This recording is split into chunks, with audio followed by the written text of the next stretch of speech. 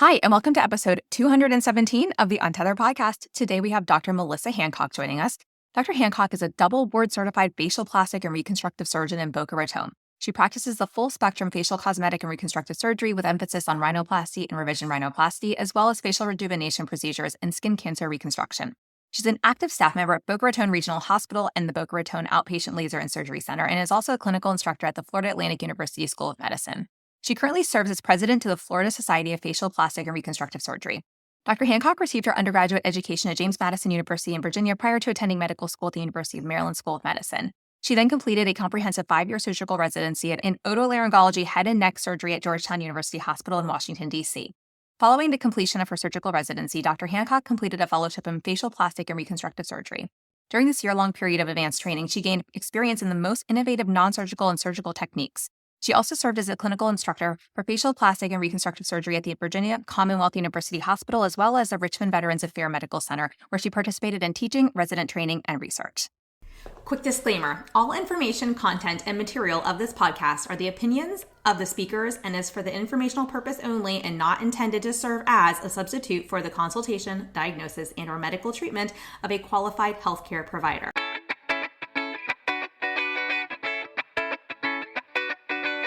Welcome to the Untethered podcast. I am your host, Hallie. I'm a certified myofunctional therapist, feeding specialist, podcaster, business owner, and mentor.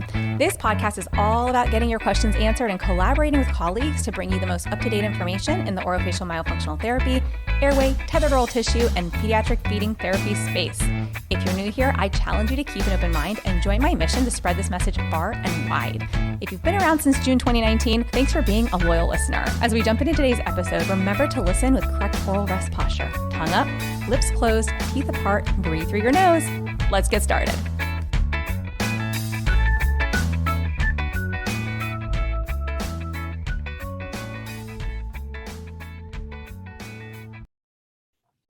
Melyssa, welcome to the podcast.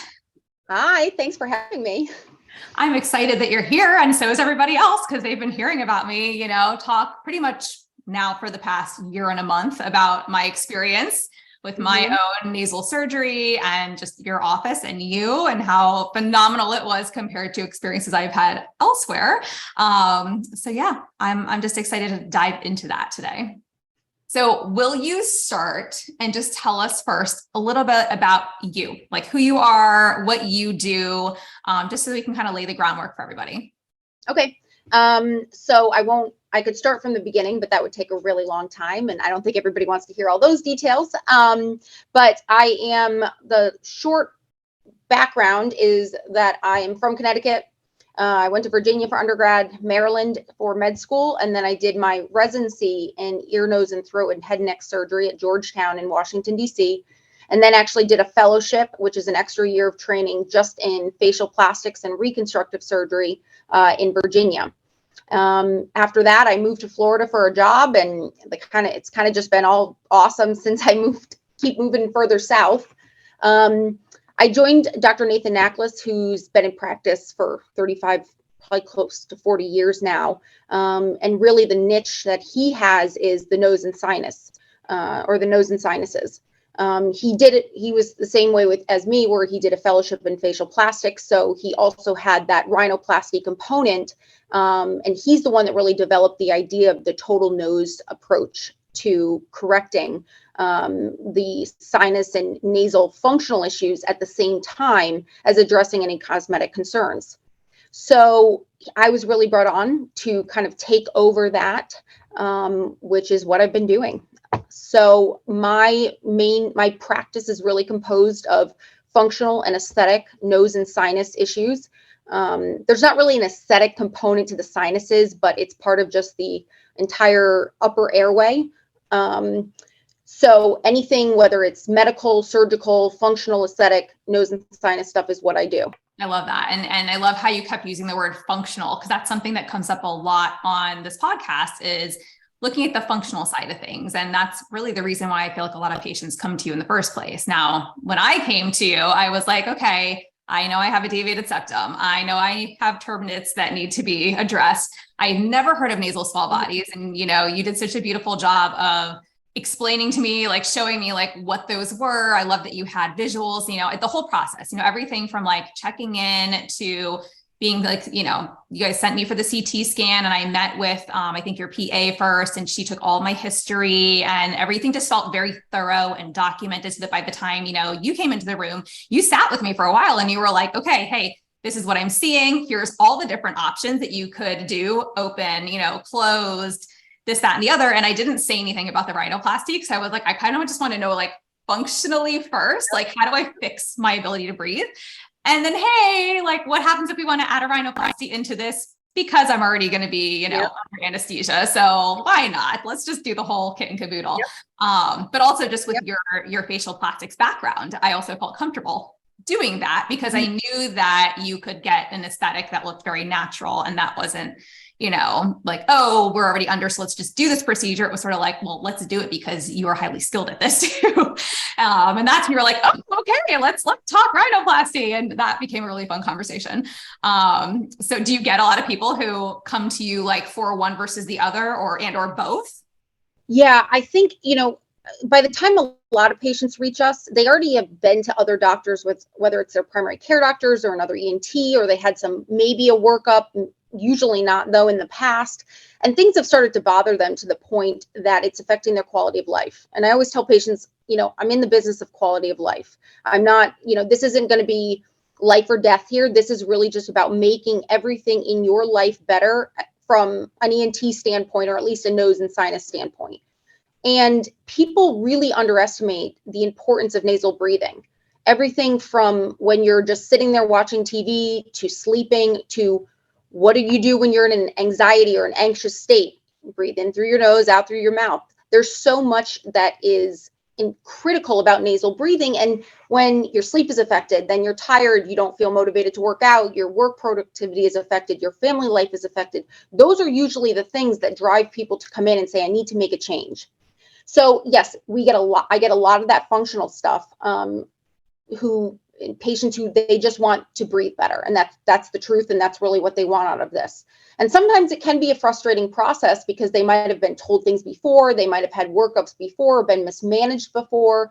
So what I like, and that's what I love about the setup that we have here, is we're kind of a one-stop shop. You come, we look inside your nose in a way that nobody else can. We get those CT scans, which is really just more information for you. And it helps, I think, patients understand kind of what's going on.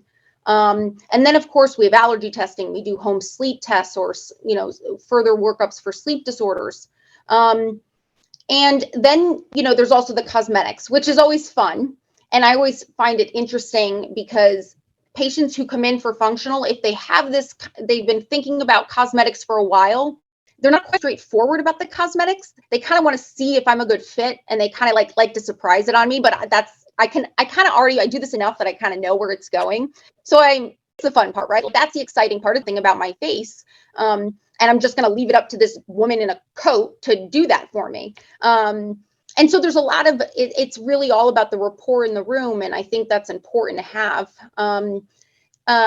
As I've gotten further along in my career, there's certainly a lot more patients. I mean, social media plays a huge role, as you know, in just the aesthetics, that business in general. So sort of as I've become busier, kind of been marketing more, getting more word of mouth stuff, become, kind of more on a national level at this point, I am seeing a lot of patients coming in just for cosmetics.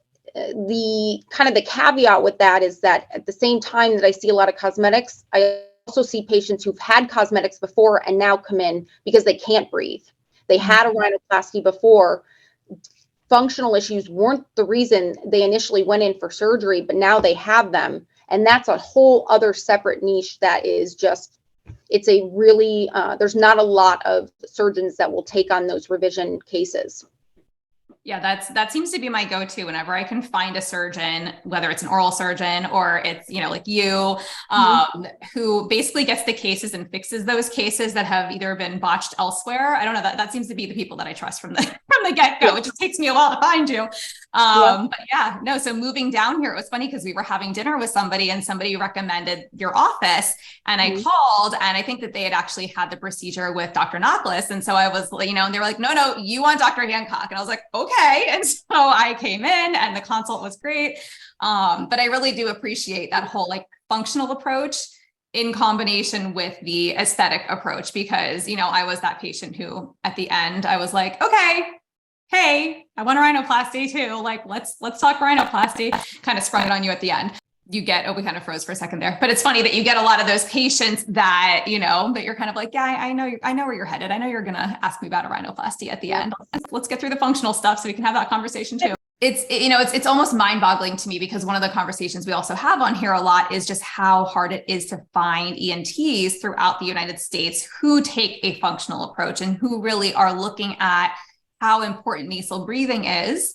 And, I like my own kid, she's sitting there, she's got like almost kissing tonsils at the age of, I think she was 3 or 4 at the time. Maybe she was 2. That may have been 24 months. We go to an ENT and she's sitting there with her mouth closed because of who I am. And because she knows she's supposed to have her mouth closed, but that's not her typical demeanor. And the ENT is like, yeah, fine, her mouth is closed, she's nasal breathing. And I'm like, did you see her tonsils? Because that's clearly not going to hold true, especially when she's like supine, when she's laying down sleeping. We know her mouth's going to be open. We know she's going to be noisy breathing, if not snoring. She's constantly sick. And it was just, there was no follow-up. There were no suggestions of medications or nasal rinses or sprays or anything. And I was just like, man, like this is what my patients are experiencing that we send through ENT. And we finally actually just found somebody after 9 years of me having a practice that we can refer to in the DMV, the DC metro area, because this ENT's child went through treatment in my practice and his eyes were like massively opened, and he treats kids and adults right now. So I'm like, please don't change that when you become super busy with all people we've referred to you. But it's hard to find. And so like from your perspective, because you talked about how important nasal breathing is, on the flip side, like what do you as an ENT see as being problematic when you get a patient who is mouth breathing? Like I know you talked about some of like the symptoms and impact on daily life. Is there, anatomically, physiologically, are there other things that are concerning too? So if you're breathing through your mouth all the time, there's a lot of sequela of just that alone: bad breath, tooth decay, hoarseness, throat irritation, worse reflux. But it also it activates a different part of your nervous system, which leads to stress on the heart and the blood vessels and the lungs. And it's not just, it's mouth breathing. It's all these other downstream effects that happen over years and years and years of doing that. And it becomes the only way you know. So I get a lot of patients that don't understand how bad they are breathing or how bad their anatomy is and why it's so important to fix this. And so there's sort of a fine line where you're telling me you don't have certain symptoms, but it's impossible that you don't, or at least near impossible. I just think you're used to this way of living that you don't really know what normal is anymore. You don't know what you're supposed to feel like. And that is one of the 2 most common things that patients will say to me after surgery, other than I wish I did this sooner, is, wow, I had no idea that this is how it's supposed to be. Like, is air that cold? Like, why don't my nostrils, are they both supposed to work? They're both working? Like, wow. And, then you also have, when I talk to patients and when I do my evaluation, I try to explain very clearly that when we talk about nasal obstruction and sinonasal pathology, there's really 2 categories of causes: the structural stuff and your inflammatory stuff. And they have different treatments. And you may not get the relief you want unless you address both. And that's also something that, people will come in, they've had treatment before, they were feeling good, and now, their symptoms are back. Well, what medications are you on? Nothing. Okay. You mean I was supposed to be on that the rest of my life? Well, yeah, it's kind of like anything else, right? Like high blood pressure, diabetes. If you go off your medication, your symptoms are going to come back.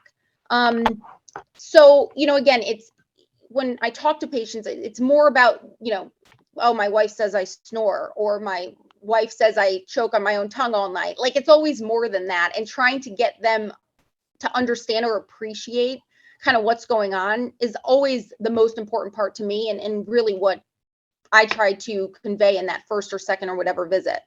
Yeah. Yeah, no, and we've heard that from patients too, in terms of like, I had no idea what I was missing out on until I knew what I was missing out on. And it's, I almost had to like laugh at myself, because even with my own nose surgery, I had no idea how badly deviated the back part of my septum was. It was almost blocking my entire left, nares. And like, I'm in the world of myofunctional therapy. I teach other people how to breathe through their nose. And I'm here going like, what? Like, how did I miss this on myself? Like, I knew I was congested. I knew that like I was definitely in need of surgery. But again, like, you don't truly, even when you're highly educated in this space, you don't truly know what you're missing out on until you live it firsthand and experience it. Because after the procedure, everyone was like, well, isn't it miserable to have, all that stuff up your nose? Like, after the procedure, I was like, no, I can breathe. I mean, I'm like, I hear it's going to swell and I'm going to not be able to breathe well for, maybe the next week while things start to really swell up and heal after day like 2 or 3 or so. I was like, but in the first couple of days, I was like, I can breathe so clearly that if this is like what we're working towards after all the swelling calms down, like, this is life. Like, I am good. And I mean, I was also like hopped up on a bunch of stuff at that point, but it was glorious. It was all good. It was great. And then, now a year and a month afterwards, to be able to breathe through both sides of my nose, even if I have like some allergies or like congestion or something, it's completely different than my experience pre-op. And it's impacted my sleep. Like, my sleep is better. My body just like dropped 15 pounds. It just fell off. I changed absolutely nothing about my lifestyle. And I'm like, oh, well, all that weight I wanted to lose after, having kids, just decided to peace out after my nose surgery because, I could breathe. And I know from a home sleep test that I done before I came into your office that I was never going into that REM sleep. As soon as my body would hit REM, it would like jolt itself back into an arousal level. And I wasn't fully waking up. And so I wasn't aware. But my body, I was basically, Energizer Bunny, just going and going and going and going on absolutely like low battery at all times. So like, it's no wonder how much better I feel after being able to breathe and sleep. Yep. And it is. And it's hard to sometimes, when you've been a certain way your whole life, it's kind of hard to take that leap sometimes. Yeah. And it can be scary because the reality is not every patient does as well as you did so fast. Some people's recovery is a little bit slower. Sometimes, they're more symptomatic longer and it takes a little bit more time to figure out the right medications or the right kind of, what else needs to be done. And then there's always surprises and things like that, things like COVID and weight gain and all these, all these other random things that come into your life and now add a new dimension to just your quality of life in general. But again, it's important that wherever you do go, you do feel heard and you feel like you understand the process. You're not going to understand the surgical terms and all that, I can't even pronounce half the medications, but if you can at least have that relationship with who is going to be taking care of you, then it works better. It just works better. And no matter what bumps or whatever happen, you both are going to get through it and you're going to come out on the other side a better person and feeling better about yourself. And then the good surprises like weight loss and just better sleep and, all that other stuff do eventually come. Yeah. Well, and I have to plug your office because they were incredible. Like in the pre-op with any questions I had, really prepping me. You guys are so thorough in everything that you give, like pre-op wise. And I've seen it compared to other offices, even locally, with a family member who had a procedure in another office and got like one piece of paper front and back. And I was like, where is all the pre-op? Like, well, when do you start nasal rinses? And are you supposed to clean like inside your nose? Like what, like, because I'd already done mine. And so I basically took everything I knew and basically told this person like, hey, here's what you do. Let me help you. Like, and they were like, I don't know what I would have done otherwise because nobody gave me any of this information. So, just to have that, all the information up front ahead of time, your office like literally walked me through it and then gave me the handout with everything written down. And it was very easy to like, I'm like anal type A when it comes to like this stuff. So I was like, I literally made charts and was like checking off like, okay, I took my meds in the morning and I did my nose rinse and I cleaned inside my nose and okay, we're good. And now I've got to do this midday and I'm going to do this again in the evening. And I popped my arnica and all that stuff. But I loved the protocol. I think it worked so beautifully. And, and then post-op, I had some situations like my dog basically jumping up and butting me like with his head up my nose. And I was like, my nose just went into my brain. And at that point, I still had the cast on. So I did come in and see you all and you're like, you're fine. But I was like, oh my God, this is the one thing that I was not supposed to let happen. I know. Well, it's funny. Like, I get patients like you are like, oh my God, you're so thorough. You gave me all this information. And other people are like, I had so many freaking pieces of paper. I didn't know what I was reading. I got so confused. What drugs do I take? Oh, I didn't pick up any of my scripts. You didn't give me anything. You never told me that. Oh, and I'm like, oh my God, like, I'm sorry. I don't know what to say. Like, I gave you too much paper, and so it's just always interesting because I have both of those patients. The very like type A that want to know everything and want to know what to expect and want to be prepared. And the other ones who are like, when's my surgery again? Like, we're like, oh no, the family calendar, everybody knew when the surgery was and when I would need help through and who was doing carpools when and who was going to stand in for me at my kids' schools. I was like, I am not, because also like wearing a mask with the afterwards, because I'm also very sensitive to certain medications. Like I was kind of dizzy and I don't know if it was like the cephalexin or which one it was, because as soon as I stopped it, like I was no longer dizzy, but I was on that for a little longer. I think because like I had some like red, or the skin was a little bit discolored and we wanted to make sure that it healed properly. So I was like, that's important. So we're just going to stay in bed a little bit longer and make sure that we heal okay. But I was like type A.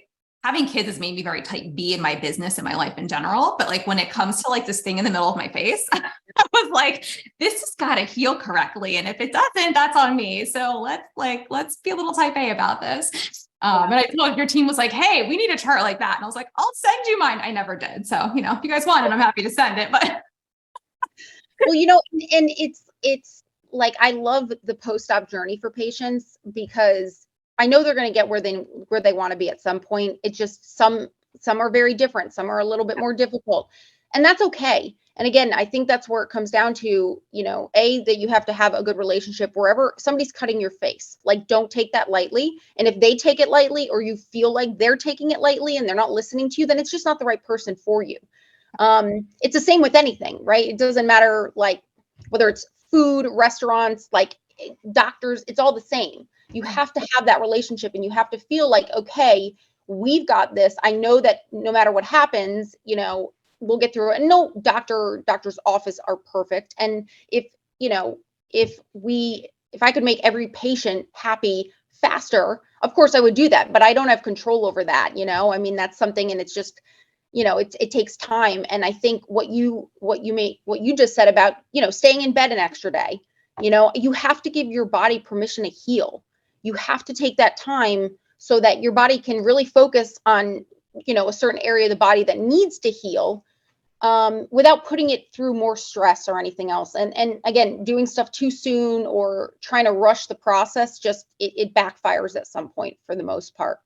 But again, there's a lot of different options. I mean, healthcare in general has become so difficult to navigate, right? You've got ENT, you've got facial plastics, you've got allergists who aren't surgeons and they're doctors. You've got family medicine who dabbles in all of it. I mean, it's like, you don't really know sometimes where to go or who to go to, or how to even know what somebody actually does. Yeah. And that's, I think, what's made medicine very difficult for people to kind of really get the treatment that they need. Sometimes patients are so frustrated by the time they get to me that they're like already mad at me. And I'm like, you just filled out your demographic paperwork. Like, I don't know why we're so upset already. You're like, I haven't even met you yet. I don't even actually know your name. Like, oh my gosh. But it is, and it can be really frustrating. And so I think having, being in a good state of mind, knowing that things might happen, giving your body and yourself permission to be like, okay, I'm gonna just not be as type A about everything. I'm gonna focus on, my energy in one respect or on one thing. And then also having a good support system too, it helps, having people who can help you and support you and kind of be there for you, because let's face it, there's lots of times where I'm sure patients wanted to yell at me, oh, swelling's not going down fast enough, or I don't feel as good as I should, or, and that's okay. And I always tell patients, you can come and yell at me all day long. There's a line, I'm sure, you know, but, having that support system to vent, to kind of get through it is also really important. Yeah, no, for sure. And it's, I always tell everyone, I'm like, look, my experience may not be your experience. It probably won't be, because I have a very high pain tolerance when it comes to like big pain. So like I fell down once, cut my knee, needed 27 sutures, 13 on the inside. I mean, my body was also in shock, but I felt very little. And then once they like basically continued to give me Novocaine shots around my knee as they were like, cleaning it out and all that, I just felt nothing, because my body just kind of shuts down the pain receptors, I guess. And so like after the procedure, yes, I did take some of the, but yeah, men and women have just very different pain tolerances. So, people ask me, is it painful? Is it, how bad is it going to be? Most people describe it as uncomfortable. If you ask maybe a male, it's going to be very different. It's just the way it is. It's kind of harder for, that's just my observation. I don't know that there's any truth to that, but it's just, kind of, it's just something to keep in mind, if it's your child, if it's your husband, mother, brother, whoever it is, just kind of want to gauge a group, not just one person too. It can sometimes be hard, but can be really important when you're kind of making some big decisions. Yeah. So, I mean, I think for me, I didn't feel any like pain. Now, as I mentioned, I did take some medications to help with that, especially at night. Like one of my friends was like, take the meds at night because it's going to be hard to sleep, because you're not used to, I was mouth breathing before. That's part of why I went into this surgery. But they were like, you're going to have to mouth breathe. And there's also just going to be that inflammation, like everywhere, right? Like everything's inflamed post-op. So it's hard to breathe. It's uncomfortable. Plus you're on your back, you're on an incline, you're kind of trying to sleep in an unnatural way. And they were like, the best advice I can give you, having gone through it, is like, take the meds to help you sleep at night if you feel so inclined. And so I did. And that was probably some of the best advice, because it was hard. It was hard to, breathe, to sleep and like stay asleep. And, plus then I was waking up intentionally to ice and, just take any meds or whatever, because my sleep schedule was not just nighttime. It was off and on throughout the day. But I never really truly had any pain that I felt like I needed the medication for. But yeah, there was like the discomfort for me more surrounding the breathing. And that's the biggest thing. Like anyone who has come to me and talked to me about it, I've said, look, I don't know what your pain levels are like. I don't know what they're going to be like. I had no pain. You may have pain, but just go into it fully expecting you're going to have to mouth breathe for like a week or two, where you're just not going to be able to breathe through your nose. And I think if you're just like prep yourself with that, then for me, I was like able to stay out of that whole big like fight or flight of like, oh my gosh, I can't breathe, because I fully anticipated and expected that I would have to mouth breathe. And I think it's funny, not funny, but I'm like, most of these people going into this are already mouth breathers. and that's part of why, they're not nasal breathing. So then to not be able to nasal breathe and to be like totally uncomfortable and freaked out by that is like, it's sort of like, oh, well, that's kind of interesting that now you're realizing the impact, and now you're upset that you can't nasal breathe, but you really weren't nasal breathing before the procedure either. So it's an interesting conversation. Yep. Yeah. So I guess, okay. So then the next thing we kind of touched on a little bit was that whole like with the rhinoplasties, like form versus function. You had mentioned that you get people who have had rhinoplasties and, they didn't go into it from a functional standpoint. They went into it really for cosmetic, but now they may be coming to you because something happened. So like what's happening? Is there like nasal valve collapse? Like what leads to somebody coming to you for a reconstruction of the rhinoplasty?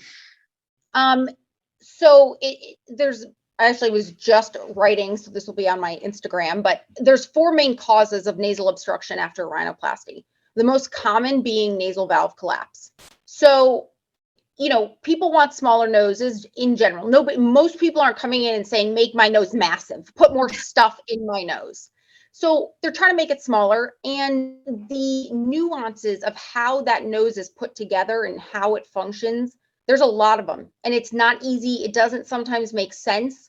So, rhinoplasty, just by the nature of the procedure, the surgical maneuvers that you're doing are disrupting a lot of those relationships between the different cartilages and the skin and the muscles and the 2 little holes that are there. And if you course, don't assess a patient before, then you don't really know what you're working with in surgery, right? If you don't assess their breathing before, then you're not even able to recognize what you might have compromised in the process. So you're just making it worse for them on the other end. But at the same time, if you do have nasal obstruction, it's important to identify why do you have that in the first place before you go into the procedure, so that you can make sure that you do address it. But a lot of time, I mean, most of the time, it has to do with the nasal valves. You cut ligaments and attachments, and those cartilages are kind of splayed apart and have to be put back together. And if you don't put them back together the right way, you get abnormal scarring. You get tissues that are too sufficient or too weak to support the nose and to support your breathing. It's a terrible feeling. And it's, a lot of times those patients too are really difficult, not difficult in a sense of like personality wise, just difficult. They're in a difficult position because they went in for something. They may or may not be happy with how it looks, but now they can't breathe. That's new and scary and anxiety producing. So now they're going to go back to that person to fix something that they kind of messed up. And look, at the same time, rhinoplasty doesn't always heal perfectly, but you got to try. I hope that my patients trust me that little things happen. I'll fix it. I'll get you there. But in patients who I didn't do the original rhinoplasty who come to me, it's a little scary. There's a lot of hesitation. There's a lot of, concerns. And, sometimes they actually like how the nose looks. So then when they hear that this isn't covered by insurance, it's not, you can't get insurance coverage for a procedure that was caused by a cosmetic procedure. So they're like, well, I like how my nose looks. Nasal obstruction is the problem. Like, how come I have to pay this?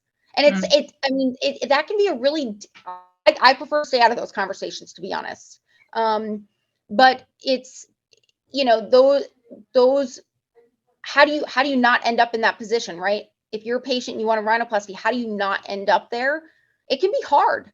You go see a world-renowned plastic surgeon, kind of funny, but not, but do you trust the boob god to do your nose, or, they're very different body parts. And, at the same time, what if that plastic surgeon is bringing in an ENT to do your septoplasty and your turbinates and some of these other functional procedures, and they do the cosmetic?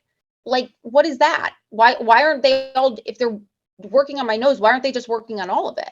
And that's also something that people don't, the average patient may not understand or even know to ask, it's not like the plastic surgeon is sitting there advertising that he's got somebody that does the septum. You find that out when you made a mental decision, and you've kind of committed, and some people can be afraid to take back that commitment. And some people are like, all right, well, I'm glad somebody that knows what they're doing is going to be doing it. So sure. But again, I think it's you really have to do your own due diligence and get more than one consult. Don't go for the cheapest, but don't go for the more expensive either. It kind of works both ways. Yeah. And just, you got to have a good relationship. You got to feel like you trust that person. Again, it's your face. Like, if you cut your foot and you got to suture that up, or you have gallbladder surgery, yes, there's consequences, but like, you can cover up that stuff, and that's why there's this whole other element of just that makes just everything a little bit more heightened. The anxiety, the fear, the anticipate, just all of that. Because there's no hiding it. You're in the waiting room with everybody else who has a cast on their face. Like, you kind of see everybody and you're all checking each other out. Like, oh boy, what's going on with them? What's going on with me? Am I normal? Are they normal? Why are they bleeding? Why do they look so good? And then you have social media, which just complicates everything. Yeah. Well, and so I mean, it's not easy, I don't think, because I had a hard time finding this, but like, how frequently do you find an ENT that also has the facial plastic, credentials to be able to do all of this? I think it's not as hard to find an ENT who specializes in facial plastics. I think the harder part is finding an ENT that appreciates the functional side of things and, really treats that just as aggressively and with as much diligence as they do the cosmetic. right? It's sometimes people, that's really why this is a niche that we have. There's plenty of other facial plastic surgeons in this area, but not all of them actually do the functional work and care about it, and that I think is the harder thing to find, because you can go on, the websites and you can find facial plastic surgeons. But again, finding one that can really, appropriately diagnose and treat both things and kind of make you happy in both ways, have the best of both worlds. I think that's the hard part.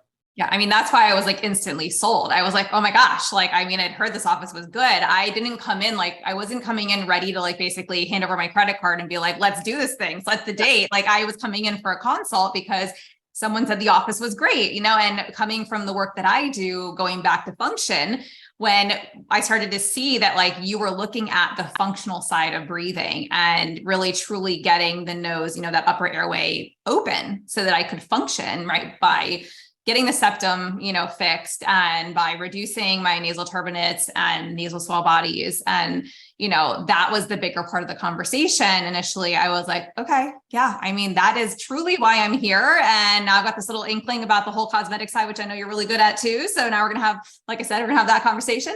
But that was really the driving force, was the functional side of things. Cause I was like, I fully trust that you're going to get me breathing. And then in addition to breathing, I also know that, like, from everything I've seen, you also understand how to make the nose look pretty, and I remember you asking me, you were like, well, how do you want your nose small? Do you want your nose like, like, what's your goal? And I was like, I don't really have a goal. All I know is I want it to look natural. And I developed a bump in when I was basically carrying my children, which got worse with each pregnancy, because I know I had probably obstructive sleep apnea as a pregnant woman. I have like, more of an upper airway resistance syndrome prior to having this surgery, but with childbirth, I'm like, I developed a nice little bump. I'd like to get rid of the bump. And I just kind of want the nose to appear, straight, but it doesn't need to be made like smaller per se. And I remember even like looking at the images you sent me, because you were like, the software is not going to be exactly like what the nose will look like per se. It's just going to kind of give you the right idea. And I took a look at it and I was like, all right, I mean, I trust you. And it's so funny to me because I'm very like picky about certain things in my life. So for me to like go into this full force, like not even being like, hey, send me more renditions. What else could the nose look like? Could we do this? Could we do that? Just being like, all right, full trust in you. So there's something in my gut. You get it. Well, there's an aesthetics, right? Like an aesthetic that different surgeons have, like, and social media highlights this. Like, if you want a Barbie nose, there are surgeons that you go to for that. If you want the Beverly Hills looking nose that looks like a Kardashian, it's not just in Beverly Hills. If you want the other common one I get all the time is Bella Hadid. Like, I don't get it. I don't know if I can even, I'm not talking badly about her, but like, I send patients back the frontal photo and I tell them, I will never do that to you. No, absolutely not. Like, it may look cute from the side, but that woman is not nasal breathing. I mean, so that was the whole thing was, I don't want to say the name of the person, but there was like this surgeon that everybody went to in Virginia. Like all my friends in Maryland growing up went to this one surgeon and they called it the so-and-so nose. And I mean, you could just look at the nose and see that tip was like pointed up at the very end. And I was like, I don't want the tip of my nose pointed up. I want it to like look, or at least not like in an unnatural way. Like I want the tip to be like where a tip of the nose should be. And I was like, I don't even really know what that should be. But I remember in the beginning, you even telling me, okay, it actually is going to look more like pointed upward while it's healing, because it's going to drop a little bit as the swelling goes down and we don't want it to go too far down. And I was like, okay, full trust. Like, I don't know anything about this, but I remember in the early days looking at my nose and being like, oh, that's so weird. It was like, and you said, you're like, some days it's going to look phenomenal. And other days you're gonna be like, what is this blob on my face? Like, and that's exactly what happened. So I love that you prepped me for that. Yes. And I think that's part of it, is just kind of setting the expectation right away. You are not going to, feel like your nose looks good for several months, and if all you do is sit around and take pictures and selfies, you will drive yourself absolutely bananas. And you'll drive me bananas because you're going to come in every week telling me something new about the nose that I'm going to tell you the same thing is give it time, chill out. It will all get better. And you got, 11 months and 29 days until we, until we're kind of there. Well, and I did that. I did take daily photos, but I did it because I wanted to document it for people in my space. And then I did a training in December, which basically I shared with like my membership, my Myo membership. I shared with them like my journey. And I was like, this is basically from surgery, like pre-surgery, and then every single day, like you can see the progression through at least the first month. And then I kind of like think went like more week by week, or like after I came in for visits, I would do like updated videos or pictures.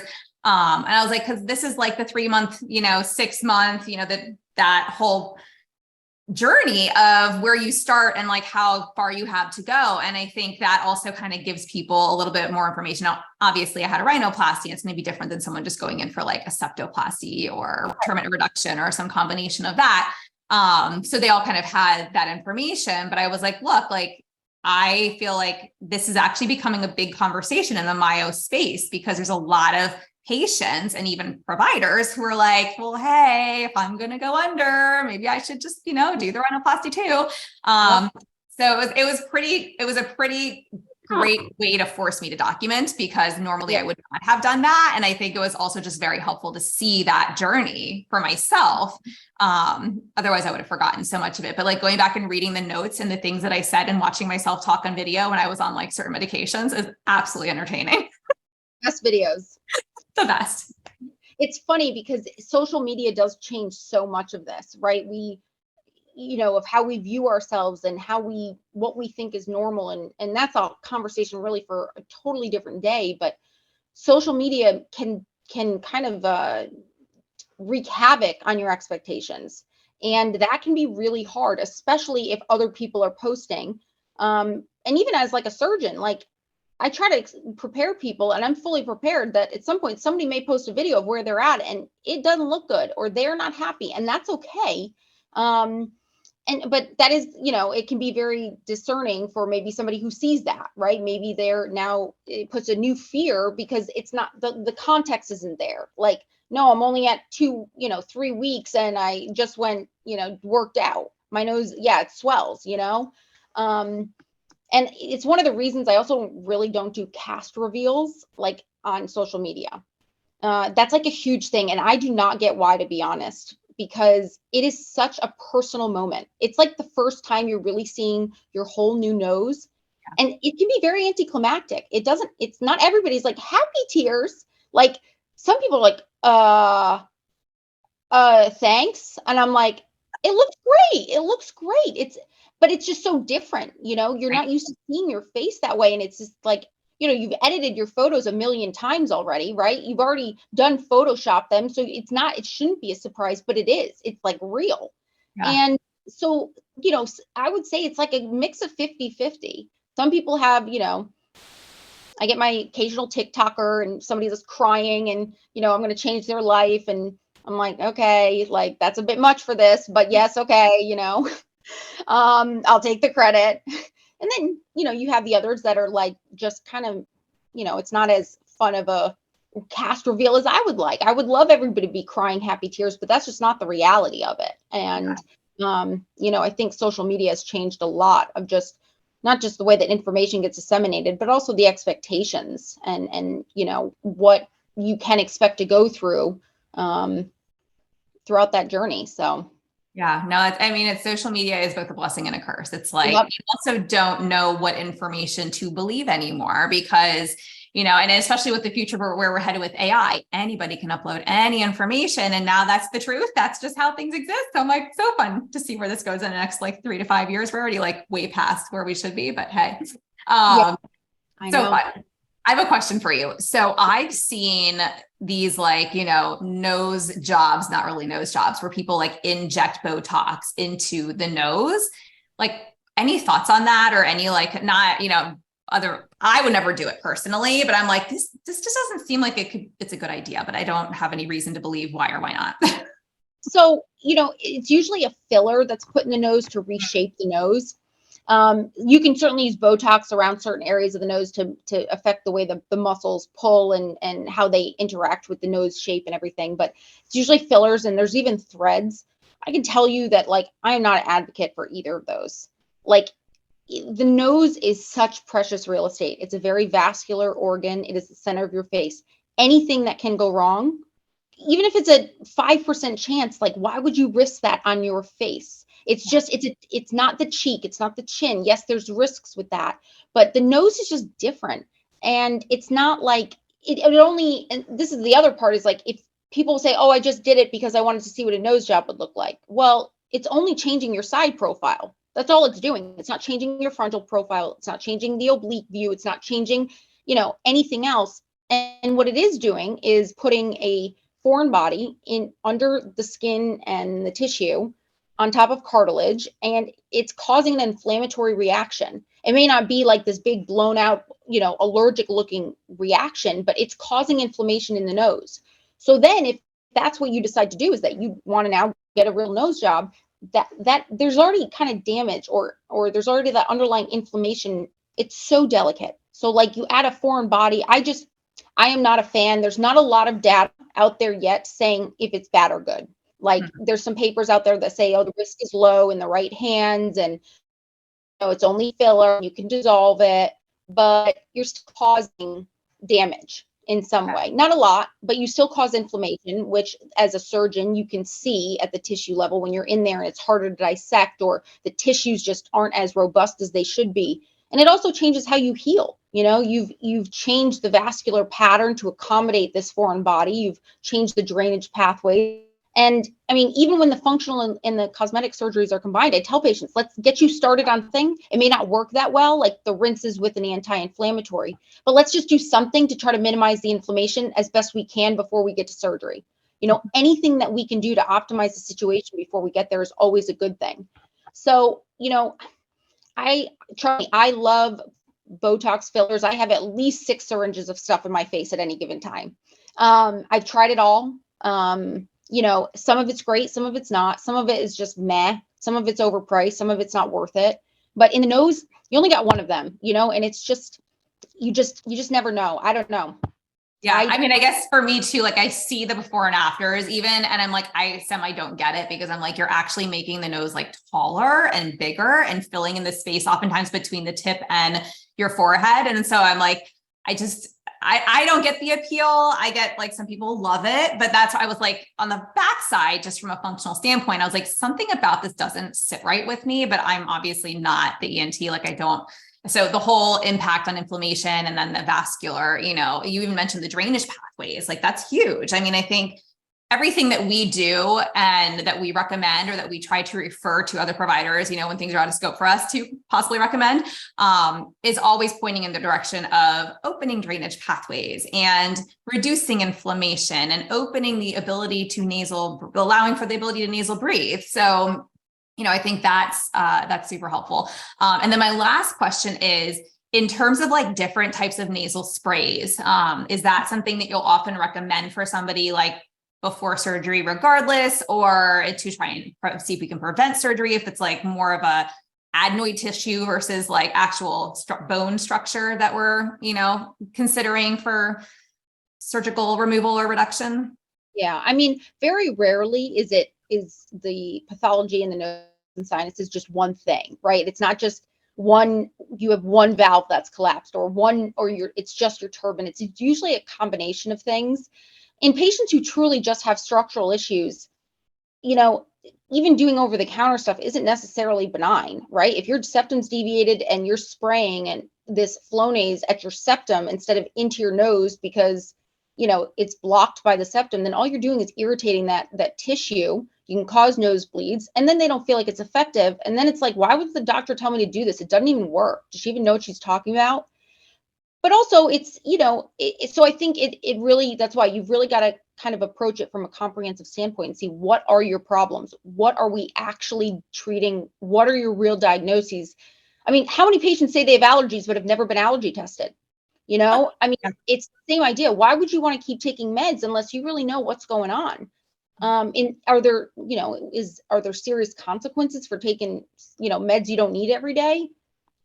Probably, yes and no, right? But I think that there are some nasal sprays that are more benign, like your Flonase, your Sensimus, Nasocorts, Nasonex. They're over the counter. They don't work right away. I don't know, it takes a while for them to work, at least a couple of weeks. And if you're not really doing rinsing before, are you truly benefiting from it? Because now you're just spraying nasal sprays on boogers and snot. So is it really like doing what it could do? I tell patients, like, are you really going to wax your car before you walk without washing it? No, you're going to wash it first. Yeah. So, but even for some things like for sinus surgery, you need to have tried medical management and failed, because surgery isn't going to change. It's not changing your biology. I'm just giving you a new baseline. It's up to you to maintain that. Again, it's sometimes medical management is a criteria for surgery, and sometimes it makes sense and sometimes it doesn't. Yeah, no, that's helpful. Thank you. So I know we get a ton of questions with that, and there's a big movement towards using things like Xlear or Clear, whatever you want to call it. And my family, like, we've tried that. My husband loves it, but like for me and my kids, I felt like at a certain point I was like, I don't think this is doing anything. But we also were not nasal rinsing beforehand, so that probably was a part of it. Now my kids do a nasal rinse at least once a day. They use a little, kids Neil Med every morning. If they're congested or they've been outside a lot, I might have them do it at night too. And like, they are little pros. Like we prep the bottle for them, and they 100% do the rest themselves at age 5 and 7. So I'm like, they are like more on it than I am myself. But isn't that incredible that we can use salt water to help people feel better? I mean, that's what's the incredible part about this. It's that fine line of, homeopathic stuff, right? You have a lot of that stuff's not regulated. You don't necessarily know what you're getting. You don't know what's in it. It's got all these other additives and stuff, but salt water literally cures and makes people feel better. And if that's the way that we can improve people's quality of life, is by literally doing the equivalent of jumping in the pool without plugging your nose, then good for us. But it's great that they learn that early too, having those skills and even the knowledge to know, okay, I don't need to go and buy Afrin, that it just carries over. I'm going to jump first to the saltwater rinses. If those don't help, then maybe it's just a better thought process, and it's a better way to approach medicine and health issues, rather than just, jumping to a medication or just completely ignoring it. Yeah. And there's no hope. But I think that's all, including my husband. That would be awesome. Because he still can't manage to make those rinses work.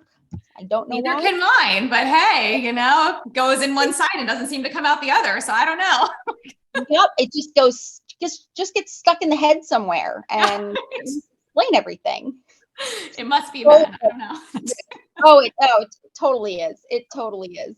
This has been amazing. Is there anything else that you want to add before we wrap up, other than where they can find you? I don't know. I don't think so, but feel free to reach out. I mean, you kind of, I've really got not much of a filter, and I'm happy to be very honest with people. So if people have questions or, want more information or whatever, I'm happy to help however I can. That's why I love you. Awesome. All right. So if they want to find you though, what's a good website for them to go to? So they can go to www.nsibr.com. More people are checking my Instagram and Facebook. So going to Instagram and kind of messaging that way is just a little bit more responsive. But either way is fine. And then I do have a direct line here. I don't know if that was in place when you had first started, but that's also, it's 561-717-3486. And that's also on social media and stuff in case people want to get in. Sometimes the front desk doesn't always answer, so we have a back line.